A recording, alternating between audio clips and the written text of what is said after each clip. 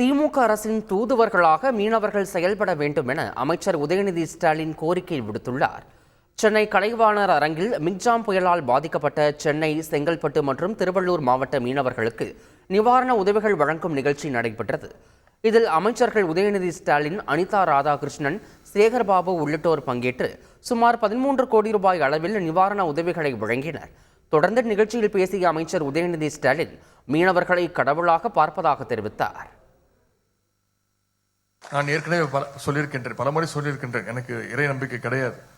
ஆனால் யார் ஒருவன் சக மனிதனுக்கு உதவுகின்றானோ, எந்த பிரதிபலனும் எதிர்பார்க்காமல் உதவுகிறானோ, அவன்தான் உண்மையான கடவுளுக்கு சமம், இறைவனுக்கு சமம்.